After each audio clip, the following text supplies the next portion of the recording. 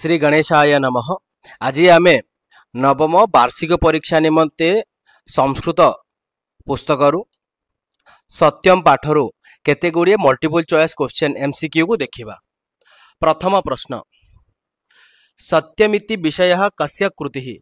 एही सत्य पाठटी को किए लिखिचंती? यह होचंती केशव चंद्र। द्वितीय प्रश्न, सत्यम किम नामधेयात ग्रंथात आनीतम? यही जो सत्य पाठटी अच्छी एटा केउ ग्रंथरु आसी अच्छी? तो एटा होची एकदा ग्रंथरु आसी अच्छी। तृतीय प्रश्न, कदा पितामही अलिंदे उपविश्य जपमग्ना अस्ति? तो केते बेले पितामही जेजेमा अलिंदरे बारंडारे बसी जपमग्ना अछंती? तो एटा अन्य एक दिन रे, अन्य दिहु माने अन्य एक दिन रे। चतुर्थ प्रश्न, उपाधान निकटे का उपविशति स्म? उपाधान निकटरे किए बसुथिला? एटा होजी पूल मजा। Option C right answer. पंचम प्रश्न, पितामही किम परिष्कृत्य कथम आरंभते? पितामही जेजेमा कौन परिष्कार करी कथा कहानी सुनाउथिले? एटा होजी कंठ। से कंठ को परिष्कार करि सारला परे कथा सुनाउथिले, आरंभ करुथिले। षष्ठ प्रश्न, कह विरक्त अभवत? किए विरक्त हो जाइथिला? एठी माधव गणी जाइथिला ना विरक्त हो जाइथिला? सप्तम प्रश्न, ग्राम प्रांते का आसीत?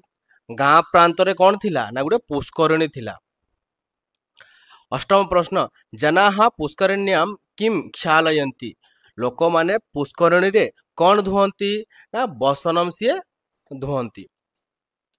नवम प्रश्न, जनाः पुष्करिण्याः जलम आनीय किम कुर्वन्ति? रोषेई काम करती, अर्थात पाक काम करती। सी पाक आदि कर्म सी करुथिले। पुष्करिणी परितः किए सन्ति? पुष्करिणी परितः माने चारिआडे कौन थिला ना नाना प्रकार वृक्ष माने थिले। परवर्ती प्रश्न, पुष्करिण्याः अपर भागे कह आसीत? पुष्करिणी अपर भाग रे कौन थिला ना गुटे आश्रमटे थिला, आश्रम आसीत। परवर्ती प्रश्न, आश्रमे कह निवसति स्म? आश्रम रे किए रहुथिले, निवास किए करुथिले ना मुनि करुथिले। परवर्ती प्रश्न, मुनि ही तत्र किम करोति स्म? मुनि सेठी कौन करुथिले ना तर्पण आदि कर्म करुथिले। मुनि कीदृशः आसीत? मुनि केमिति थिले ना से असंतुष्ट थिले, काहेकि ना पुष्करिणी जल प्रदूषित थिला, सेथिपाई से कौन थिले ना असंतुष्ट थिले। 15 नंबर प्रश्न, मुनि ही जनेभ्य किम ददाति? मुनि लोक मानू कौन दउथिले ना उपदेश दउथिले। प्रश्न संख्या 16, पुष्करिणीतः कह न अभवत? पुष्करिणीतः पुष्करिणी ठारू कौन ना पंक उद्धार, कादो उद्धार हेई नथिला। किम पित्वा जनाः रुग्णाः भवन्ति? प्रदूषित जल पीकी लोक माने कौन रोगग्रस्त होइथांती। सहसा किम अभवत? सहसा कोलाहल, पाटितुंड हेइथिला। केचन जनाः कम ताड़यन्ति? केते गुड़िए लोक कागु बाड़ौथिले ना बालकटी को बाड़ौथिले। जनाः बालकस्य किम कुर्वन्ति? जनाः बालकस्य ताड़नम माने बालकटी को से बाड़ौथिले लोक माने। परवर्ती प्रश्न, जनानां मतेन बालकः कीदृशः? माने लोक मानक मतरे बालकटी केमितिका? सीए मिथ्यावादी, ठक जाऊ कहा जाए। परवर्ती प्रश्न, बालकः सर्वेषां किम करोति? प्रतारणम। बालकटी समस्त कौन करुथिला? ठकुथिला, प्रतारणम करुथिला। परवर्ती प्रश्न, बालकः केन मुनिम अवदत? कंपित कंठरे। बालकटी मुनि केमती कहला ना कंपित कंठरे कहला सी। परवर्ती प्रश्न, मुनि ही बालकम करे धृत्वा कुत्र अनयत? अर्थात मुनि बालकटी को हाथ रे धरी कुआडे नेला ना आश्रम को नहीं गला, आश्रमम प्रति। बालकस्य नाम किम आसीत? बालकटीर नाम कौन थिला रे पिले ना बालकटीर नाम थिला कृष्णः। कह भय न कंपते? बालक कौन ना डर की कंपी जाउथिला। परवर्ती प्रश्न, कंपित कंठे ना बालकः किम अवदत? कंपित कंठरे बालक कौन कहला ना सत्य कहला सी। परवर्ती प्रश्न, बालक केन प्रकारेण मिथ्याम अवदत? यथेच्छाम।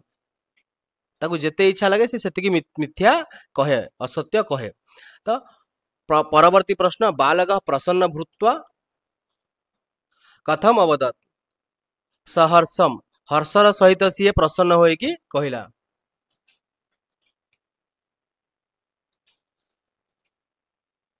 परवर्ती प्रश्न पुष्करिण्यां कः खेलति इति बालकः अवदत् पुष्करिणी रे कौन खेलुची बालक कहिला ना मत्स्य माछ पुष्करिणी खेलुची बोली बालक कहिला।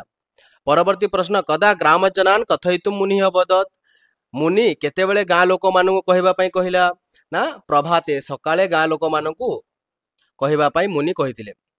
मुने हे वचनम श्रुत्वा कृष्ण कीदृश अभवत् मुनि वचन शुणी कृष्ण केमिति हैला ना कुंठित से कुंठित टिके हेगला। परवर्ती प्रश्न कह साक्षी भविष्यति एठी साक्षी किए हब ना मुनि हेबे। कह साक्षी रूपेण स्वीकृत्य ग्राम जना मत्स्यान्वेषण कृतवन्तः मुनि को साक्षी भाविकी गाँ लोक माने कौन कले ना माछ खोजिबारे लागी गले। जनई कस्य संधानम न प्राप्तम लोक माने कहार संधान पाइले नाही लोक माने महान माछर संधान पाइले नाही। परवर्ती प्रश्न जना कीदृशाः अभवन् लोक माने केमिति हेले ना सी विरक्त हो गले विरक्ता अभवन्। परवर्ती प्रश्न जना मुनि उपगम्य कथम अवदन् मुनि पाखक जाइए केमिति कहिले ना सरसम रोषर सहित सी रोषरे कहिले।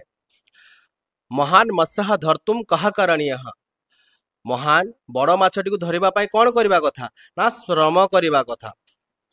कदा ग्राम जना नाम नेत्रे निद्रा न आसीत राति रे पिले गाँ लोकों आखिरे निद नथिला। परवर्ती प्रश्न प्रथमतः केशाम छेदन अकुर्वन् प्रथम सी पुष्करिणी चारिपटे थिबा वृक्ष मानकर छेदन करथिले।